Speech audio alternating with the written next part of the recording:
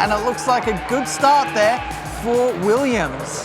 Brzezinski, whoa. a bit of movement, a quite high-speed movement from Sean Arnold, and that has given Brzezinski even a bigger of an advantage as a 1.2 second gap. Around the final corner comes Martin Stefanko on Williams. He's going to get his first point on the board and put them just ahead of Fordzilla.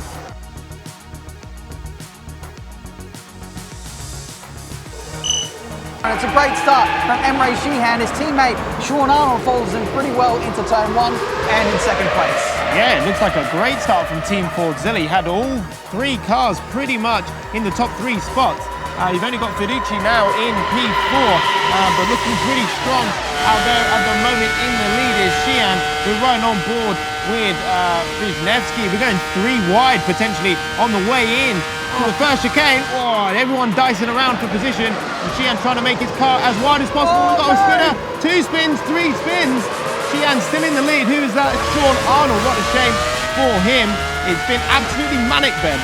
Yeah, we've got more battling as we head down into the middle section now. You can see Fiducci trying to put pressure on Stefanko, who was last from second place, but the spinning from Brzezinski and Arnold has brought Williams back into this fight. Fiducci trying to fight back on Stefanko, who he was matched up against in the relay race.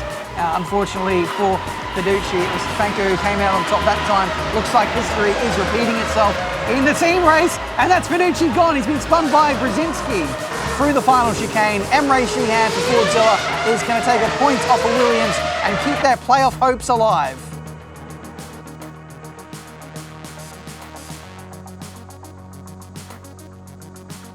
We are underway with Kuba Brzezinski leading us off. Yeah, looks like a great start from the front row. The perfect start for Williams as a team. You got Emre Sheehan in P3 there, trying to go down the outside of Wisniewski. Does he get it job done? Yes/no, and he has to. It was initially, but ended up having to settle for P3. As we run through this medium back straight, you can see a move trying to be had there for Team Fordzilla. That's Sheehan trying to go around the outside of both Stefanko and Brzezinski. Stefanko has actually got himself up into third now, so it's a 1-2-3 for Williams, but for how much longer? That is Sheehan getting back his position. He needs to quickly get on the loud pedal and chase after Brzezinski because he's running out of time in this race. Wow, yeah, that was really interesting. Massive accident. Brzezinski now taking the lead, having inherited the lead with Sheehan going for a late dive. He's looks like he's got it done. He's had to muscle him out of the way as Brzezinski. He's going to fight back into the last corner, but that's invited Stefanko back into the fray. This is the last lap of the race here, ladies and gentlemen, here in Silverstone for the team race of the V10 R-League. Stefanko might go from third to first here if he's not careful. Sheehan hits Brzezinski. And now Team Fordzilla are 1-2-3. Wow. Sheehan comes around the final corner to take the victory in a 1-2-3 for Fordzilla.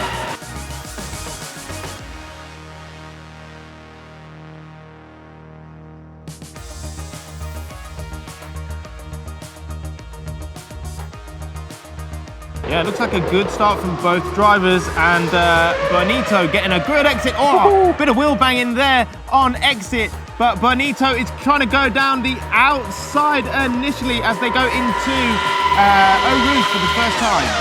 He's putting himself under pressure a little bit. Bonito goes up the inside, and there's no contact. Lucas Blakely climbing in for Aston Martin. He said he's going to go when the timer gets down to 1 second. There's a very short run to the pit exit line, and there we go. Aston Martin rejoin in the lead, just like they were.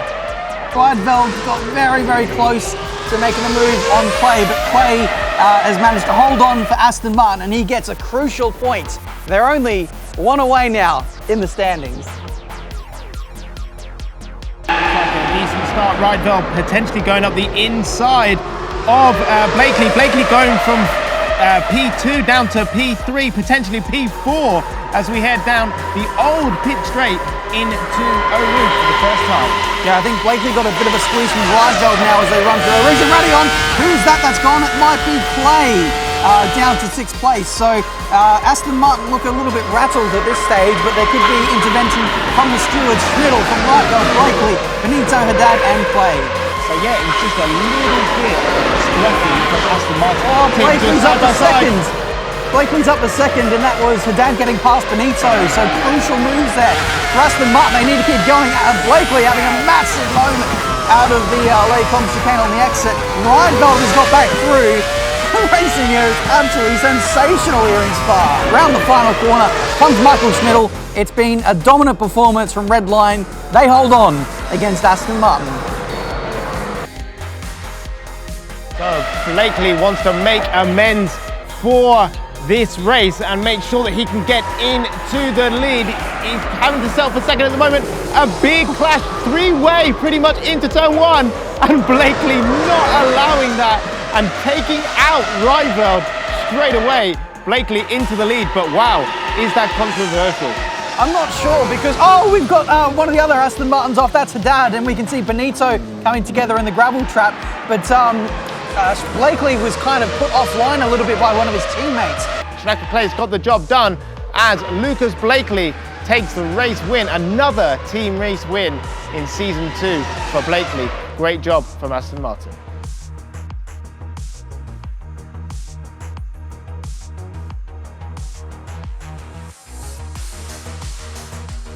It looks like a great start from Pettejohn, and Joni Tourmela having to settle for second place straight away. Pettejohn going defensive into turn one. Tourmela going around the outside. Is he going to make it stick? Oh no, he has as well. So Red Bull take the ascendancy through the opening few corners of this race. As we can see, RAG coming out of the lane. Red Bull are in the fast lane though. They've got the momentum. Who's going to have the ascendancy down into turn one? Red Bull round the outside once again, just like on lap one. And it's Graham Carroll who takes the lead. Red Bull round the final corner and they grab another point in this matchup against RAG.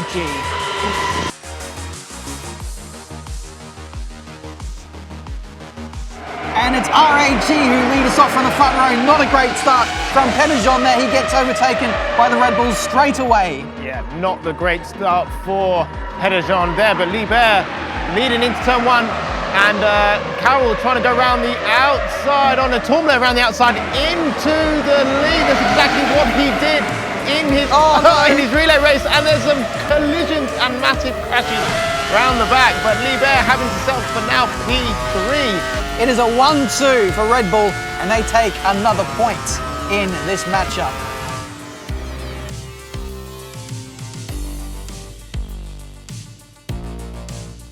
And it looks like a great start from RAG.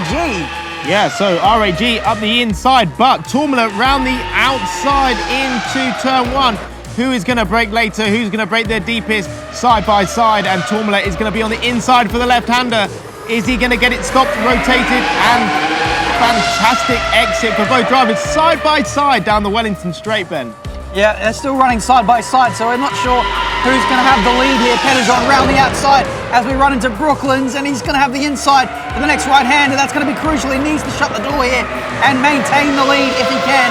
Pettejohn makes amends for the first relay race up against Joni Tourmela at Mugello. Carroll trying to pull off the move at Stowe. Can he get the job done though? Yovsky gives him a big squeeze. They're both off the circuit. Carroll will have the inside, but he spun off. He spun off. He's lost it on the exit. And that has allowed Yovsky to take the victory for RAG and take another point back. After everything, and then I make the move round the outside and it just drifts me and pushes me to the green. All good, exactly what we needed.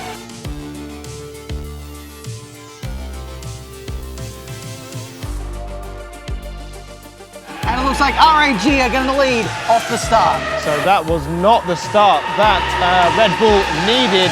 Pettejohn taking the lead straight away, and Garcia having to go around the outside into turn one, but Pettejohn going into turn two. No! Oh! Garcia's off! He's gone off. He ran wide completely at turn 3, I think it was. And now we can see Liebert taking to the extremities of the track as well. Yovsky nearly running into his teammate as he rejoined the circuit. Here comes Liebert around the outside of Joni Tourmela, but he's not going to embarrass him at that part of the circuit. Here comes Pettejohn through the final couple of corners, and he is going to stand alone at the front and end Red Bull's season in the quest to get into the playoffs.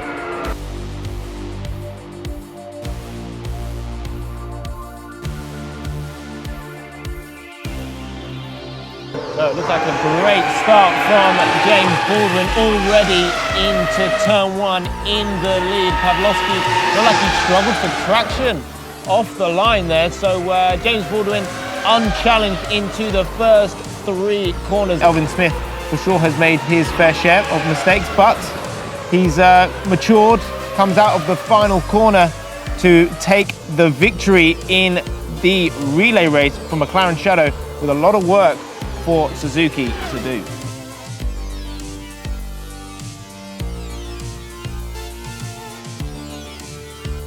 We can see McLaren leading the way as usual. A pretty perfect start for McLaren. Look at all those blue cars heading into turn 2. 1, 2, 3, and it looks like Suzuki trying to do the best job with DeSalvo trying to go up the inside of Smith, Elvin Smith there, but Smith has held P3 at the moment, kept DeSalvo at bay. DeSalvo, is he going to try and make a move? Oh, he tried. DeSalvo's got a better run this time, so is he going to get close enough to challenge up the inside into Stowe? The answer is no, but closer and closer is DeSalvo, and it only means one mistake from Smith, and DeSalvo could take a position. Here's James Baldwin coming out of the final couple of corners, and this will put them top of the group in Group B. McLaren take the team race.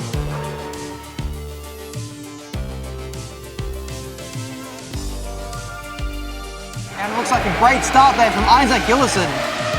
So, great start from the front row, and Baldwin already into turn 1. Doesn't really have to go too defensive, and Gillison holding station P2, but it looks like Smith has been forced out wide and has had to drop down to 6.